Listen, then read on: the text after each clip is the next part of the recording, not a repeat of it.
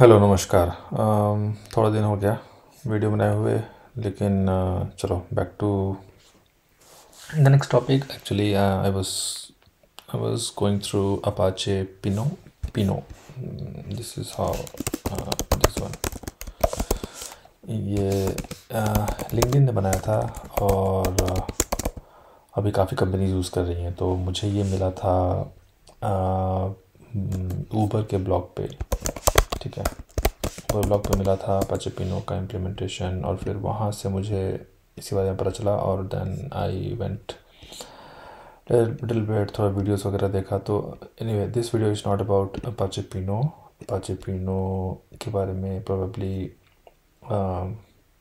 Coming days में video बनाऊंगा। I am still reading it, इसलिए but while reading it there was this topic मतलब नहीं, just उसके वीडियो जो एक लिंक्डइन आई थिंक वो लिंक्डइन का एक बंदा था। तो वो उसमें कॉलमनर फॉर्मेट कैसे हेल्प कर रहा है कंप्रेशन में, उसका जिक्र हुआ था। तो I took it as an opportunity to just go through थोड़ा सा यही टॉपिक बेसिकली कि why columnar format helps compression, और इस पे थोड़ा सा तो यही शॉर्ट वीडियो रहने वाला है। एंड तो एक तो है कि चलो तो बेसिकली ये अपाचे पिनो में यही कॉलमनर फॉर्मेट यूज़ करते हैं, तो इससे कंप्रेशन में काफ़ी हेल्प हो जाता है। और कैसे होता है वही देख रहे हैं कि चलो इन क्या बोल रहे हैं कि in columnar storage data is stored column by column, not row by row. ये तो आपको पता ही होगा अभी तक। तो जैसे यूजुअली ट्रेडिशनली हम रो बाय रो स्टोर करते हैं, तो एक रो में अलग अलग मानो डेटा टाइप्स हो। एक स्टूडेंट टेबल है तो उसका मानो स्टूडेंट टेबल है, बोलता हूँ एक स्टूडेंट टेबल है, और इसमें क्या है, ID, name, roll number, class, ऐसे करके। तो सब अलग अलग टाइप हो गया ना। तो अगर से रो बाय रो स्टोर करेंगे तो वो ट्रेडिशनली, और ये कॉलम स्टोरेज में कॉलम बाय कॉलम स्टोर होता है। तो जैसे कि आईडी कॉलम पूरा एक साथ स्टोर होगा, फिर नेम पर स्टोर होगा, फिर रोल नंबर पर स्टोर होगा, फिर क्लास पर स्टोर होगा, ऐसे करके। तो बोल रहे in columnar storage data is stored column by column, not row by row. This offers, what does this offer? Homogeneous data type per column. तो देख रहे हो जैसे कि अगर ये आईडी वाइज स्टोर्ड है तो सारा आईडी ही है, नेम में सारा नेम ही है, इसमें सारा रोल नंबर ही है।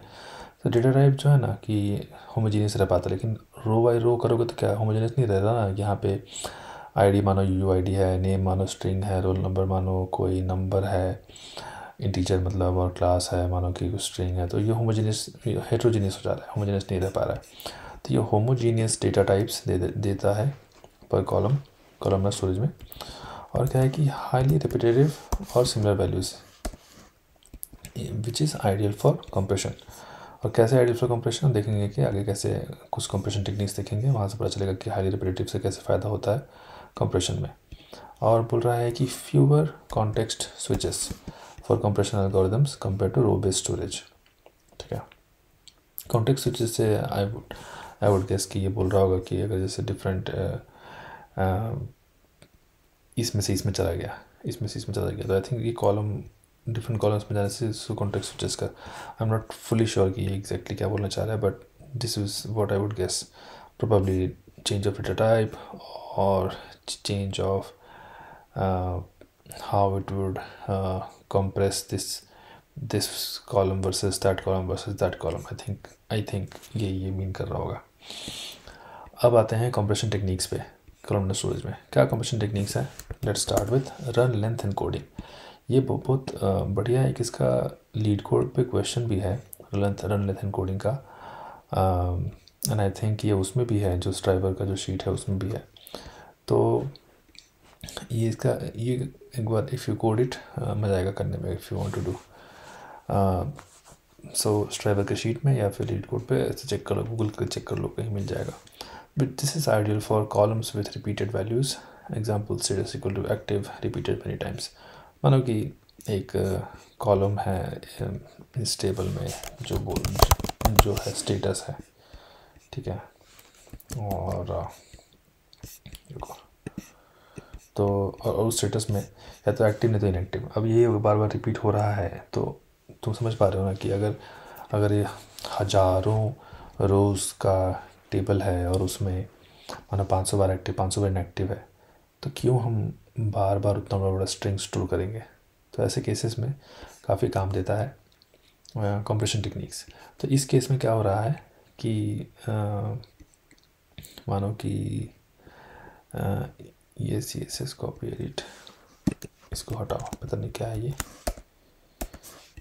Whatever it. सो इस केस में देखो कि A B C, तो इंस्टेड ऑफ स्टोरिंग इतना सारा A 4 bar, B 2 bar, C 1 बार, हम लेंगे A 4 B 2 C 1, A 4 bar, B 2 2 bar, C 1 1 बार। तो ये रन लेथ एनकोडिंग। तो इसका एक बढ़िया क्वेश्चन भी है तुम्हारा, जैसे मैंने बोला डेटा स्ट्रक्चर वाला क्वेश्चन, तो वो ट्राई कर सकते हो। दूसरा वे है डिक्शनरी एनकोडिंग। डिक्शनरी एनकोडिंग में क्या है कि ये चीज़ पता है कहाँ से आ रहा होगा, CSS कॉपी एडिट ये आ रहा है क्योंकि मैंने ना ये क्वेश्चन ChatGPT को पूछा था और ChatGPT ने ये सब चीज़ दिया है, तो वहीं से कॉपी हो गया है, जो भी है ठीक है। अब हाँ देखो CANYCATX, आई थिंक ये कैलिफोर्निया, न्यूयॉर्क कैलिफोर्निया टेक्सास, नहीं पता जो भी है। बट क्या करता है कि जो इसमें से यूनिक है ना उनको अगर डिक्शनरी बना दिया कि CA को 0 दे दिया, NY को 1 दे दिया और फिर TX को 2 दे दिया। अब इस इंस्टेड ऑफ स्टोरिंग CANYCATX हम स्टोर करेंगे इसका वैल्यू, जैसे इसका 0 है, इसका 1 है, फिर इसका फिर से 0 है, फिर इसका 2 है। तो अब ये ना, नहीं ये देख रहे हो यहाँ पे इंस्टेड ऑफ स्टोरिंग CA हम कर रहे हैं 0 0। तो ऐसे करके सोचो कि बहुत बड़ा कॉलम है, तो वहाँ पे बड़ा ये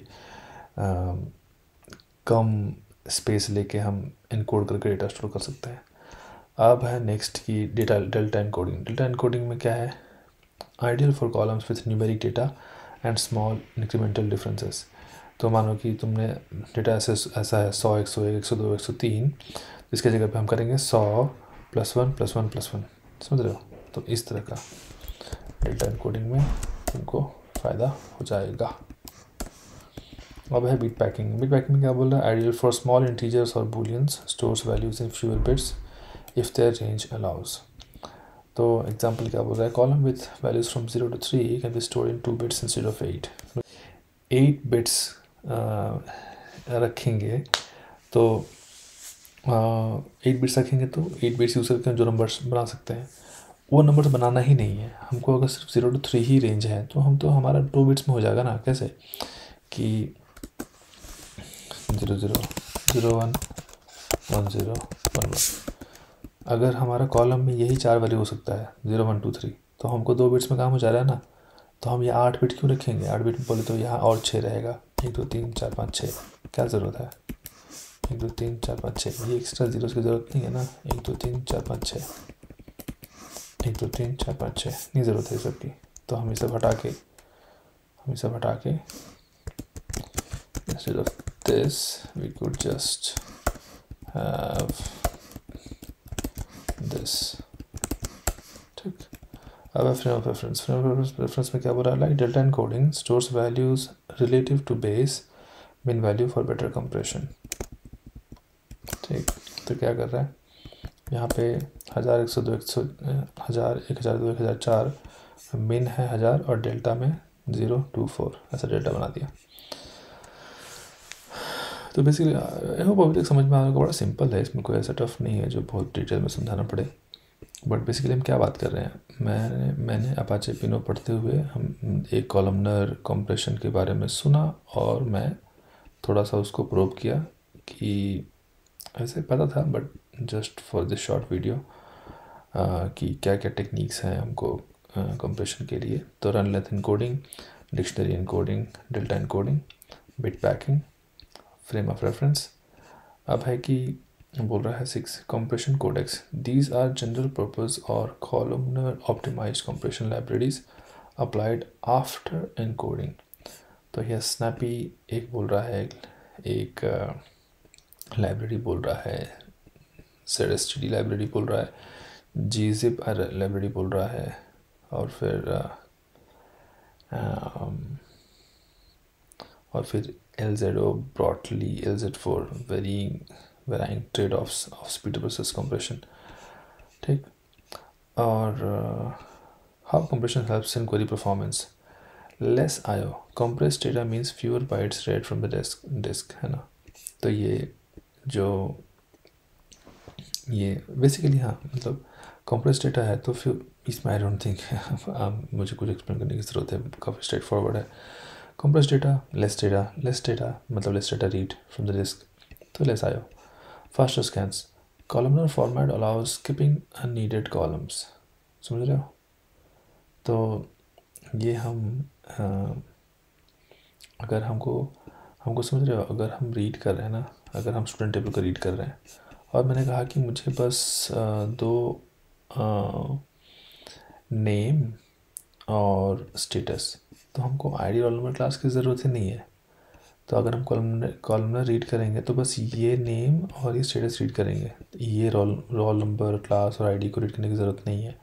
लेकिन वही अगर हम ट्रेडिशनली रो वाइज रीड करते तो हम पूरा रो रीड करते ना, बट इस केस में हम दूसरे कॉलम्स को स्किप कर दे रहे हैं जो हमको आवश्यक नहीं है यहाँ पे। तो ये फास्टर स्कैन हमको इनेबल करके दे रहा है, ठीक।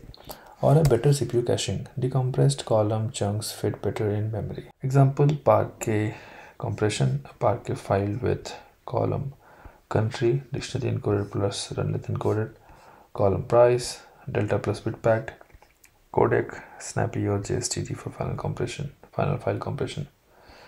तो क्या समरी आया, compression type है run length encoding, dictionary encoding, delta encoding, bit packing, JSTT, snappy, zip, best for run length encoding, best for repeated values जैसे A4, B3, C2 जैसे ऊपर हम देख रहे थे उस तरह का। dictionary encoding किसके लिए, low cardinality strings।